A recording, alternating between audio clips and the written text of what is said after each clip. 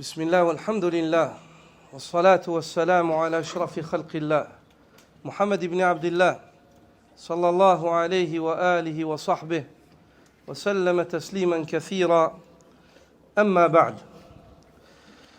Rappelle-toi au serviteur d'Allah que ce jeûne-là, il est pour Allah subhanahu wa ta'ala. Le jeûne que tu es en train d'effectuer durant ces journées-là, rappelle-toi pendant ta journée de jeûne et rappelle-toi souvent que ce jeûne-là, huwa lillahi tabarak wa ta'ala, qu'il est pour Allah, qu'il lui est spécifiquement dédié. Et sache qu'Allah Azza wa Jal te fasse miséricorde, que le prophète sallallahu alayhi wa sallam a été interrogé sur les jeûneurs qui auront le plus de récompenses. Il a dit, l'homme l'a questionné, il lui a dit, Ma a'zamu as-sa'imina ajra, qui est celui parmi les jeûneurs qui aura la plus énorme des récompenses? Le prophète sallallahu alayhi wa sallam a dit, Aktharuhum lillahi dhikra, celui qui se rappellera le plus parmi les jeûneurs d'Allah Azza wa Jal par le biais de son jeûne. Celui qui se rappellera le plus d'Allah durant son jeûne, c'est lui qui aura la plus grande des récompenses. Ne détruis pas ce que tu es en train de bâtir durant tes journées de jeûne, par la colère, par la médisance, par le fait d'être éprouvé. Sache que tu seras éprouvé. Allah subhanahu wa ta'ala dit, أَحَسِبَ النَّاسِ أَن يُتْرَكُوا أَن يَقُولُوا آمَنَّا وَهُمْ لَا يُفْتَنُونَ. Les gens auraient-ils osé penser qu'ils vont prétendre à la foi en disant nous avons la foi et qu'ils ne seront pas éprouvés? وَلَقَدْ فَتَنَّا الَّذِينَ مِنْ قَبْلِهِمْ.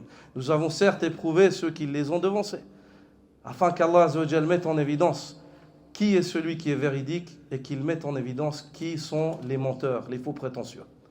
Serviteur d'Allah, sache qu'Allah Azza wa Jal te fasse miséricorde, que toi et moi, durant cet acte d'adoration, nous serons éprouvés.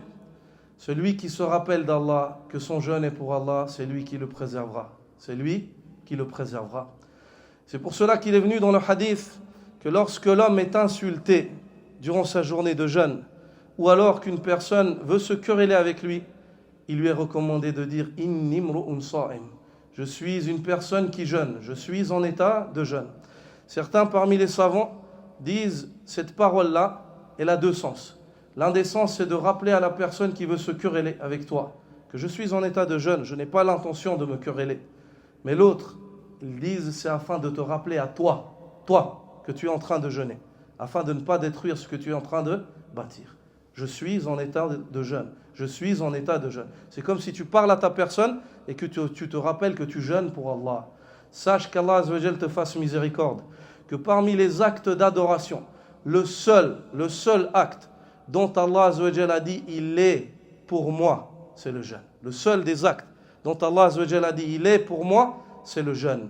Allah subhanahu wa ta'ala fait du jeûne sa propriété et il en garantit la récompense pour celui qui l'effectue avec foi et espoir de récompense. Pour celui qui l'effectue avec foi et espoir de récompense.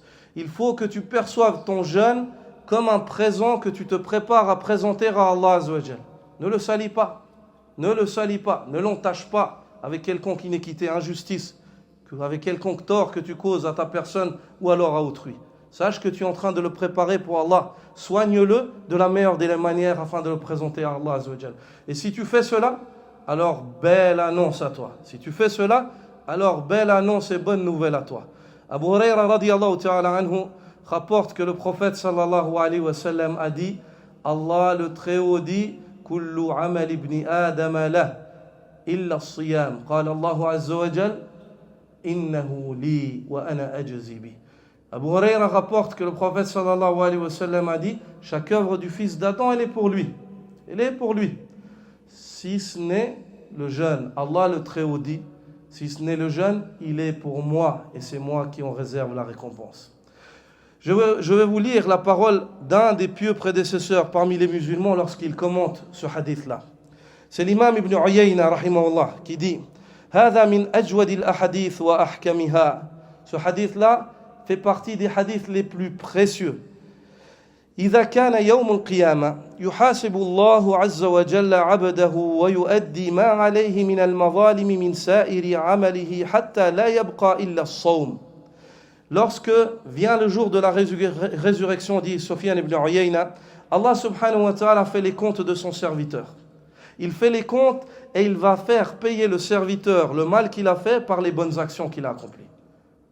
Il va faire payer au serviteur le mal qu'il a fait par les bonnes actions qu'il a accomplies. C'est une balance à deux bras, les bonnes et les mauvaises actions. Puis, il dit, Ibn Uyayna rahmatullahi alayh, jusqu'au point où il ne reste plus rien des œuvres du fils d'Adam si ce n'est le siyam, si ce n'est le jeûne. À ce moment-là, فَيَتَحَمَّلُ اللَّهُ مَا بَقِيَ عَلَيْهِ مِنَ الْمَظَالِمِ وَيُدْخِلُهُ بِالصَّوْمِ الْجَنَّةِ.